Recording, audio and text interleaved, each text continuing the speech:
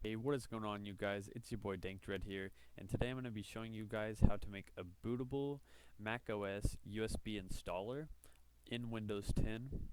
And so this is going to be nice and simple for you guys. It will take a little bit of time depending on how your Wi-Fi speed is. I know that mine personally is slow, so it took a while to download these files, but I went ahead and did that beforehand for you guys.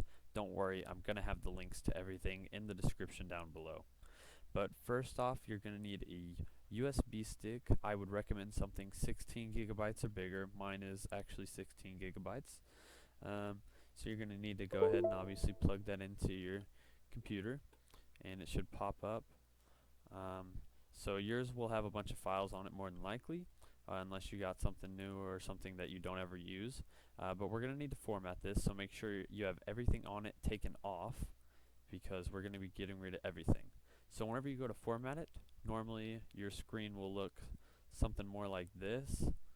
And so first we're going to need to change a couple of things. First, it needs to be formatted into the NTFS file system. And I like to set the allocation unit size as the lowest one, which is 512 bytes on this. And then I just make it a simple volume label, macOS, something nice and easy. And then just go ahead and format it.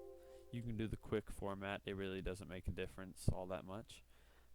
And that'll be really quick, so honestly by the time I'm finished talking it'll probably be done. And there we have it. Just go ahead and click OK on this, and then you can close out this window. And next what we're going to need to do is we're going to need to get the DMG file, and we're going to need to get a program called Etcher.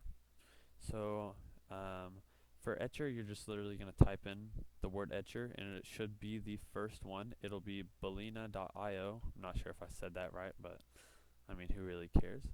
So you're just going to go ahead and click on this site, and then you're going to scroll down, and you'll get Etcher for whatever version of Windows or any other OS you're running. So I'm running 64-bit Windows, and I don't need the portable version, so I would go ahead and download that and run the exe file to install it. And then I'm going to have a OneDrive set up for you guys for the DMG files that I'll be using, and I'll have a couple extras obviously. So once you get Etcher installed, going to have it on your desktop, just go ahead and right click and run it as administrator. You don't really need to do this all that much because most of the time it'll automatically do that. But then you're going to go ahead, and I'm going through this a little quick. It should show up a screen like this, so you'll have to select your USB device. I only have one installed, so it's the only one that it selects. And then you're going to need to select the file that you're going to be flashing to the drive. And so today I'm going to be using Lion, which is the 10.8.5 DMG. And so I will click on that and then click open. And so it's going to show up a warning saying that it's missing a partition table. And so Etcher is mainly used for Linux, which sets it all as one partition on the USB. But for macOS, it's actually going to do two separate partitions, and it's going to show up as two different disks inside of the Mac OS whenever you boot to it. So you can just go ahead and click OK and ignore that warning. And then you're going to go ahead and select Flash. And this process, it's not going to take a terrible amount of time. It could take anywhere 10 to 15 minutes depending on what you're doing.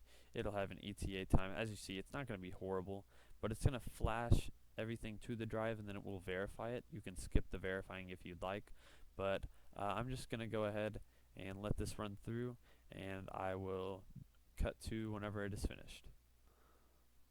Alrighty guys, and as you can see, Etcher is almost finished up, so we're going to go ahead and let these couple of percents get all done, and we are completely done making our bootable USB stick that you can install macOS onto any Mac with.